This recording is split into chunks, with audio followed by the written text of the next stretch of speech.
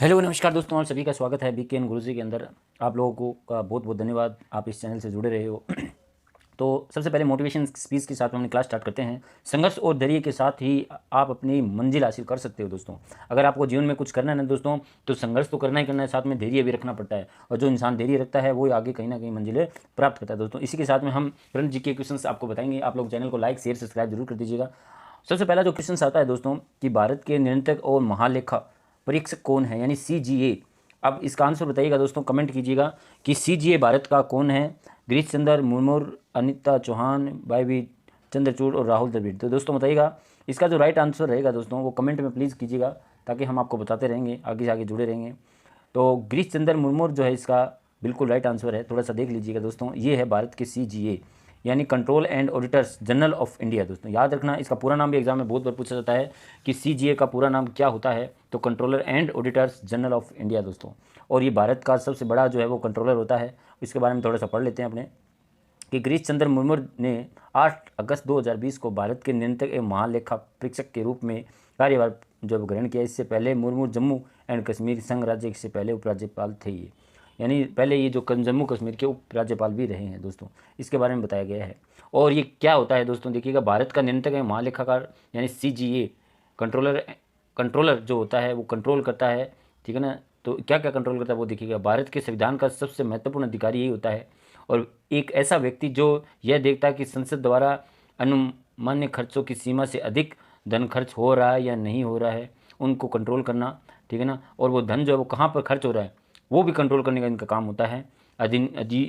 योग अधिनियम में निर्धारित मदों पर ही धन खर्च किया जा रहा है कि नहीं जा रहा है दोस्तों। इसका यूज जो होता है, इनका जो अधिकारी का प्रयोग जो होता है भारत के अंदर, उनका ये प्रयोग होता है कि पूरे भारत के अंदर जो भी खर्चे हो रहे हैं संसद के द्वारा वो पूर्णतः सही है या गलत है, इन सब का कंट्रोल करने का काम जो होता है वो CGA का होता है दोस्तों। ध्यान दीजिएगा, अब आपको मैं बता रहा हूँ, ये है अपने गिरीश चंद्र मुर्मू। आप जो देख रहे हो फोटो के अंदर, ये भारत के वर्तमान जो है वो CGA हैं, जो क्या करते हैं, कंट्रोल करते हैं कि भारत में संसद के द्वारा जो पैसा लगाया जा रहा है वो सही है या गलत है दोस्तों। तो ये CGA का काम था भारत के अंदर। गिरीश चंद्र मुर्मू जो है वो CGA भारत के अंदर, याद रखना आप लोगों को। उसके बाद में नेक्स्ट क्वेश्चन आपके सामने आता है दोस्तों कि भारत के महान्यायवादी कौन है। भारत के महान्यायवादी यानी भारत का भी एक दोस्तों एडवोकेट होता है, जिसको हम क्या कहते हैं, महान्यायवादी कहते हैं। भारत के अंदर जो भी केसेस वगैरह होता है विदेशों में, उनको लड़ने के लिए भारत की तरफ से जो महान्यायवादी अटॉर्नी जनरल होता है दोस्तों, वो कौन है। तो ये इसका भी कमेंट करके आंसर दीजिएगा दोस्तों। इसके बाद में मैं आपको बताता हूँ, ठीक है। तो R वेंकटरमणि और YD चंद्रचूड़, गोविंद, अक्षय कुमार। तो दोस्तों ये जो आपके सामने नज़र आ रहे हैं, R वेंकटरमणि जो है देश के अटॉर्नी जनरल बने हैं। अटॉर्नी जनरल का क्या यूज़ होता है वो देखिएगा दोस्तों। अटॉर्नी जनरल जो है सर्वोच्च न्यायालय के न्यायाधीश के रूप में नियुक्त किए जाते हैं और योग्य होना चाहिए। और 16वें वर्तमान अटॉर्नी जनरल जो R वेंकटरमणि हैं, अनुच्छेद 76 और 78 में भारत के अटॉर्नी जनरल से संबंधित है, याद रखना दोस्तों। और भारत के अटॉर्नी जनरल देश के सर्वोच्च कानून अधिकारी भी होते हैं, याद रखना दोस्तों। ये सबसे बड़े जो कानून अधिकारी होते हैं ना वो अटॉर्नी जनरल ही होते हैं, यानी महान्यायवादी होते हैं। भारत सरकार का मुख्य कानूनी सलाहकार एवं भारतीय उच्च न्यायालय में भारत सरकार द्वारा वकील कहलाता है ये, ठीक है दोस्तों। याद रखना, भारत का सबसे बड़ा जो वकील होता है वो अटॉर्नी जनरल ही होता है। और ये आपको मैंने बताया है अटॉर्नी जनरल कौन है, ठीक है ना। और भारत में अनुच्छेद 76 के अंदर इनका ब्यौरा दिया गया है, राष्ट्रपति द्वारा इसको नियुक्त किया जाता है, इनको नियुक्त किया जाता है, ठीक है। और जो व्यक्ति सुप्रीम कोर्ट न्यायाधीश बनने की योग्यता रखता है, ऐसे किसी व्यक्ति को राष्ट्रीय महान्यायवादी के पद पर नियुक्त किया जा सकता है।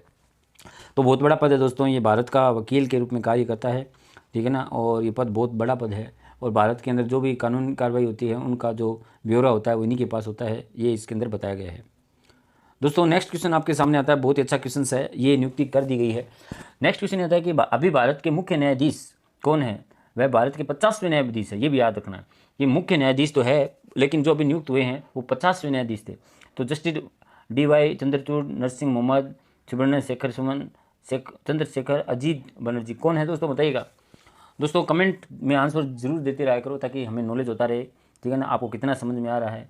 और ऐसे वीडियो हम लाते रहेंगे। आप लोग चैनल को लाइक शेयर सब्सक्राइब जरूर करते रहा करो, ताकि हमारा और आपका जुड़ाव रहे। और कमेंट प्लीज़, जितने भी वीडियो देखते हो आप लोग कमेंट जरूर कीजिएगा, ताकि हमें पता चले कि आपकी और क्या क्या रिक्वायरमेंट है, कौन से वीडियो लाने हैं। आप कमेंट में प्लीज़ आंसर दीजिएगा और बताइएगा। तो इसका जो राइट आंसर रहेगा दोस्तों वो रहेगा जस्टिस DY चंद्रचूड़। देखो दोस्तों ये इनके पास जो फोटो हैं, जस्टिस भारत के अगले यानी CJI होंगे, ठीक है ना। जस्टिस जो होता है चीफ जस्टिस ऑफ इंडिया, तो ये है DY चंद्रचूड़ है दोस्तों, ध्यान दीजिएगा। कि जस्टिस चंद्रचूड़ CJI अभी भारत के मुख्य न्यायाधीश है और इनका नाम है DY चंद्रचूड़, जो भारत के 50वें न्यायाधीश हैं और 9 नवंबर 2022 को ये पद पे ग्रहण कर चुके हैं। ये भी आपको याद होना चाहिए। तो दोस्तों इनके बारे में थोड़ा सा पढ़ लेते हैं। चीफ जस्टिस ऑफ इंडिया इनका पूरा नाम है। भारत के मुख्य न्यायाधीश हिंदी में बोलते हैं इनको। न्यायपालिका तथा सर्वोच्च न्यायालय का अध्यक्ष होता है, ये भी ध्यान रखना। न्यायपालिका, भारत में जो न्यायपालिका होती है उनका अध्यक्ष, और सर्वोच्च न्यायालय का भी अध्यक्ष होता है। दोस्तों इत्तेफाक से देखिएगा कि इनसे पहले इनके फादर थे, ठीक है ना, चंद्रचूड़ के नाम से भी वो भी थे, और अब उनका फादर का जो स्थान हटा के इन्होंने अपना नाम रखा गया।